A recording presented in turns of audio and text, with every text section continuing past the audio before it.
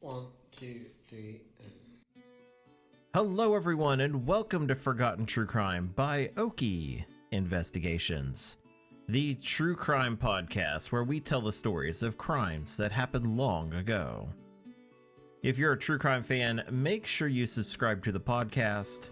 That way, when we have new episodes, you will be the first to know. Also, check us out on our Facebook page, Oki Investigations, and visit our blog, truecrime.blog, where we post a lot of the cool things that we find for each episode. This episode, Silent Night, Deadly Night, has a lot of exciting stuff for you to dig into, so make sure you go there and check it out. Parts of the story may contain opinions and speculations and should be taken as such. These stories depict violent crimes of all types and may be a trigger for some listeners. Listener discretion is advised. This story discusses suicide. If you or anyone else you know is suicidal, please call the National Suicide Prevention Lifeline. It's a United States-based suicide prevention network with over 160 crisis centers that provides 24/7 service via toll-free hotline with the number 1-800-273-8255. It's available to anyone in suicidal crisis or emotional distress.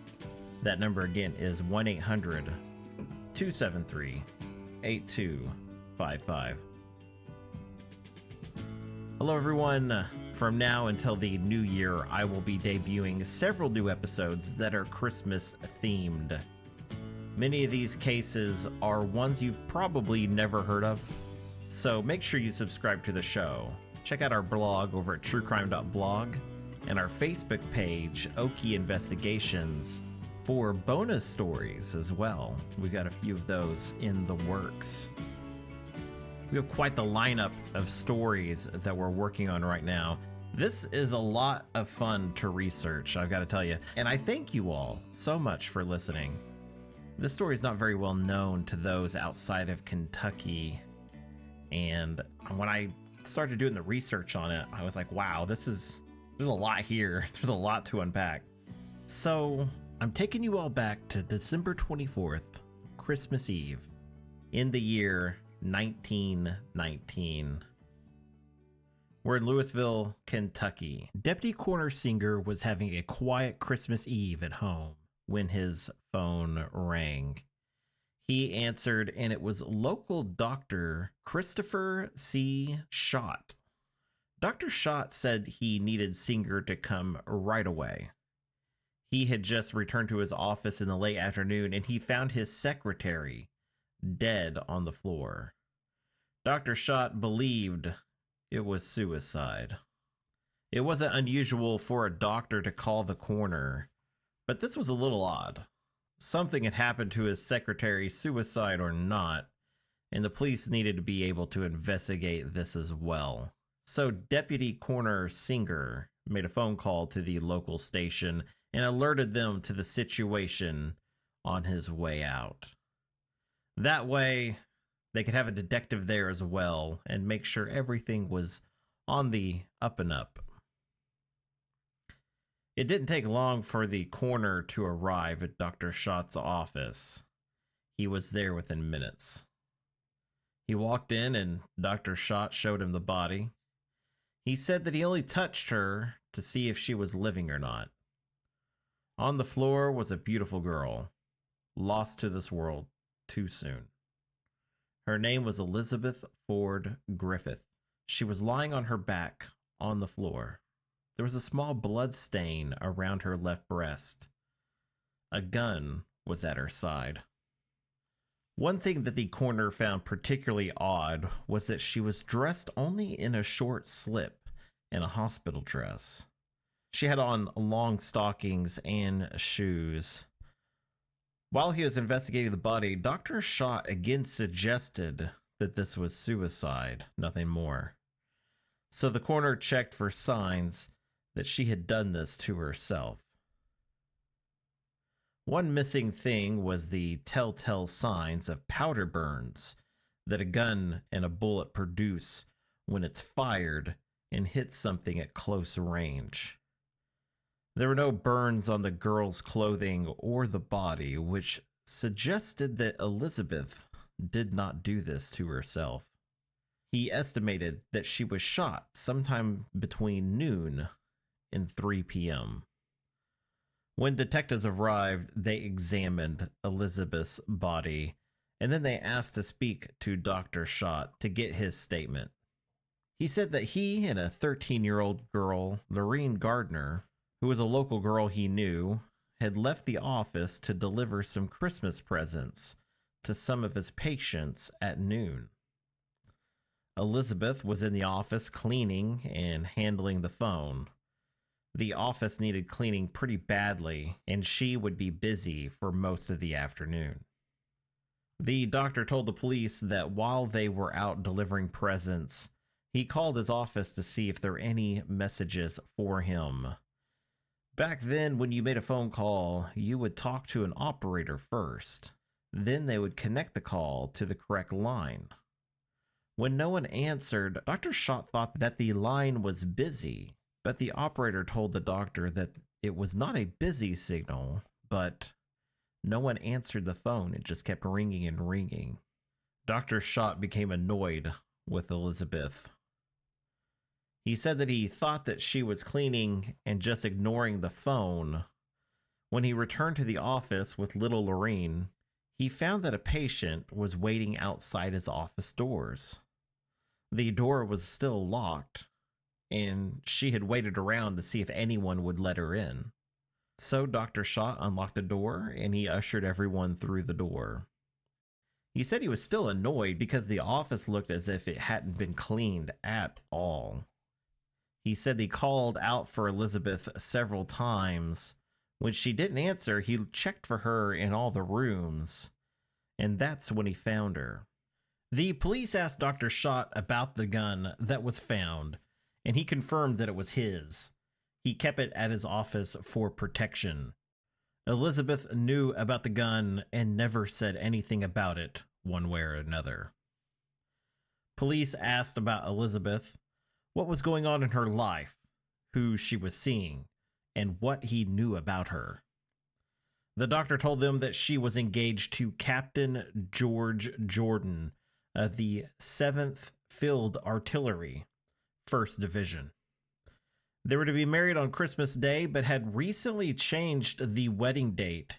He also told them that he, too, had been engaged to Elizabeth at one point. They had been together when she was younger. At this statement, the detective was kind of taken aback and asked how old Elizabeth was. The doctor said that she was 17, but when they saw each other, she had lied to him about her age. She was only 14 years old at the time. When they had split up, she met the captain, and they soon fell in love. But he admitted that she still had feelings for him, and he too for her. The police took the doctor at his word. So far, there was nothing to charge him with, even though he was quickly becoming their prime suspect. But they now had another name to look into, Captain George Jordan, and they needed to speak to Elizabeth's parents as well. But for good measure, the police took the doctor into the police station while they ran down their leads and decided if they had any further questions for him. Because they didn't know when Elizabeth had been shot, police started canvassing the neighborhood. They wanted to talk to anyone who heard the gunshot. Hopefully, they knew what time it was. The first place detectives went to was Elizabeth's parents' house. They had to inform Mr. and Mrs. John T. Griffith that their daughter was now deceased. Upon receiving this news, they were both in shambles. Mr. and Mrs. Griffith openly sobbed at this news.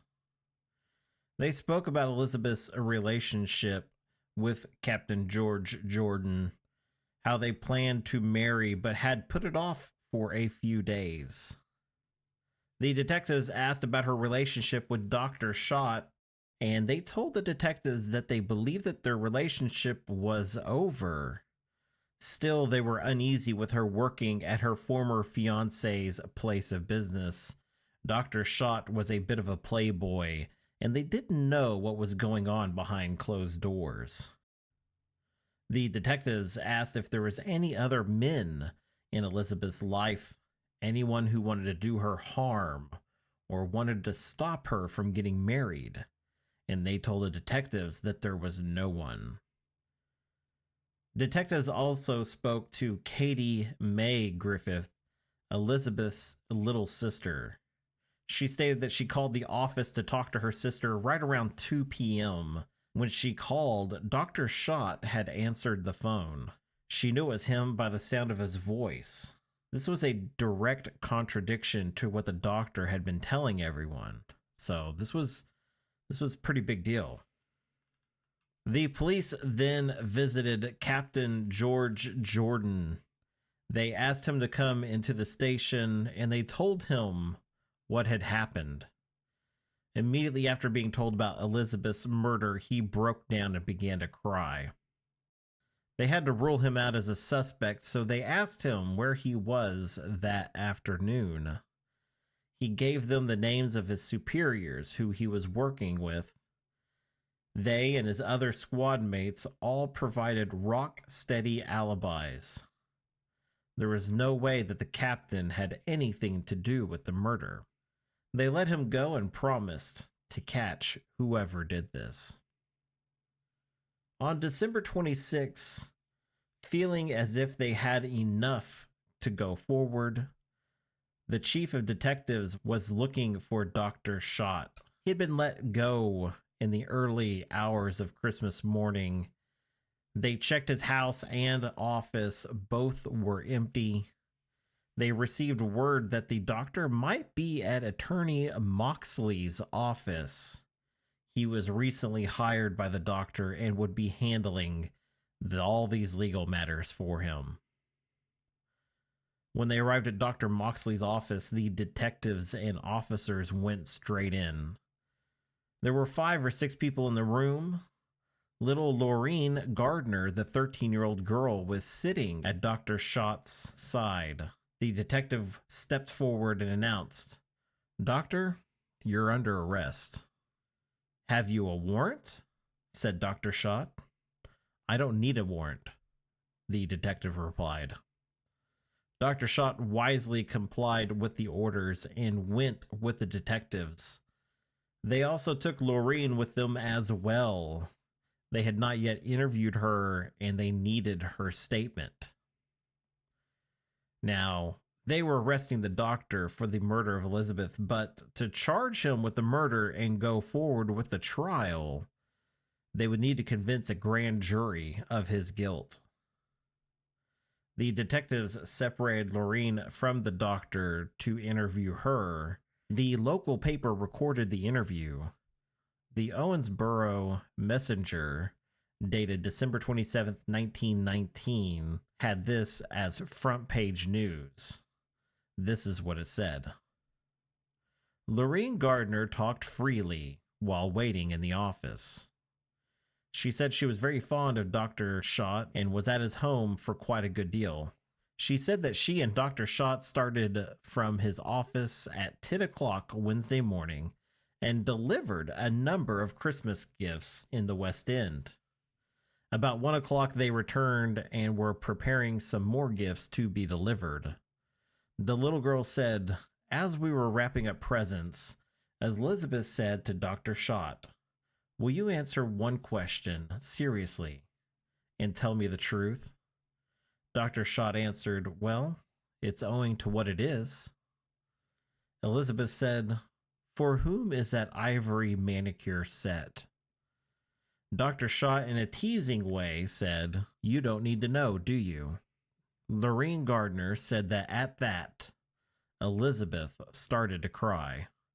And Dr. Schott said to her, "If you want it, you can have it. I'll buy another." Miss Griffith answered, "No, I don't want it." At about 1:15, we left on the second trip, continued the child. Elizabeth had stopped crying, came to the folding doors and started to mop up the floor. We delivered 7 packages, and at about 3 o'clock, we got back to the doctor's house. The doctor was again with me all the time. He would stay in the machine, which was another word used back then for a car, and I would take the packages into the houses. When we got back to Dr. Schott's office, I was the first one out of the machine. I went to the front door, which was open. Dr. Schott came right behind me. As we went up, Miss Gerlach followed behind us. The folding doors were hooked, and the doctor knocked on them, calling, "Elizabeth!" There was no answer. He took his knife, slipped it under the door, and unlatched them. The mop and bucket had been turned over in this room, and there was water all over the floor. Elizabeth was lying in the third room on her back. The revolver was a foot beside her. The doctor took out something, put it to his ears, and then listened to her heart and lungs. He felt her eye, and then went to the middle room and used the telephone. Dr. Schott, who was now in a prison cell, asked that they talk to Miss Janine Brands, who spoke to Elizabeth throughout the day. She knew that Elizabeth was alive when the doctor was away. She had called him and told him what had transpired. So the detectives did just that. They went down to Miss Brand's home and they asked her about her story and hear for themselves what she had to say. The Courier-Journal reported the interview in Louisville, Kentucky on December 27th, 1919, and was featured on page 3. I received a bill from Dr. Schott, which had been settled a year ago. At 9 o'clock Wednesday morning, I called his office to get the matter straightened out. Miss Griffith answered the phone, informing me that the doctor was out delivering Christmas presents, and asked me to call in 15 minutes. Determined to reach the physician, I followed her instructions, called up at 15-minute intervals until 4 o'clock.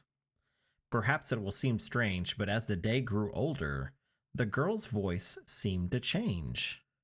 In the morning, her mood was cheerful. After dinner, it was sad. I felt something was worrying her. She sounded as though overcome by some great grief. I remember her saying, "Have you received your Christmas presents?" I told her that I expected no presents and that I was not bothered about anticipating them or getting them. Then I asked if she had received any, and brokenly, as though sobbing, she replied, I don't know. Christmas presents mean nothing. I am too sad to care. It didn't sound like the Miss Griffith I had talked to earlier in the day. Now I believe that she was wounded at the time, and I paid little attention to her talk. Being a trifle angry at receiving a bill I had paid, I called again at 2:30 but received no answer. After that, I called until about 4 o'clock, when Dr. Schott answered the phone and, in not an excited tone, said a serious thing had happened. Now, there are only a couple of scenarios that I can come up with that explains what might have happened in this case. Given what has been told so far, it is conceivable that Elizabeth has become sad about what was supposed to be her wedding eve. Perhaps she was still in love with the doctor and she was getting cold feet. The sight of the nice manicure set going out to someone as a present made her believe that maybe the doctor was moving on. Perhaps she had thought about it, taken the gun from the doctor's office, and killed herself in a way that no powder burns were produced. It's also possible that the doctor did indeed commit the murder himself. If he did, he might have been using the young Lorraine as a naive alibi. If she were waiting in the car and the doctor shot Elizabeth on their way out, perhaps she didn't hear or know what was going on. But the doctor also admitted that he was dating Elizabeth when she was 14 years old. Maybe he had seduced Lorene, who seemed quite taken with the doctor in her statement to the police. If so, she might be fully aware of what really happened and was determined to help the doctor no matter what.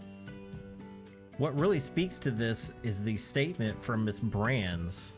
She said she'd been calling every 15 minutes since 9 a.m., but if that was the case, why didn't the doctor talk to her when he was in the office? She said that after dinner she called again and it didn't sound like the same Elizabeth she'd been talking to earlier in the day. Perhaps she wasn't talking to Elizabeth at all. Maybe it was Lorene. On December 27th, the state attorneys pressed forward with the charges of murder against Dr. Schott. They now will have to convince a grand jury of his guilt to formally charge the doctor with the murder. This would be the decision of the decade, and it was only a grand jury hearing. Next time on Forgotten True Crime, we will continue with part 2 of this case. Make sure you subscribe so that when we have new episodes, you will be the first to know. I will see you all next time. See ya.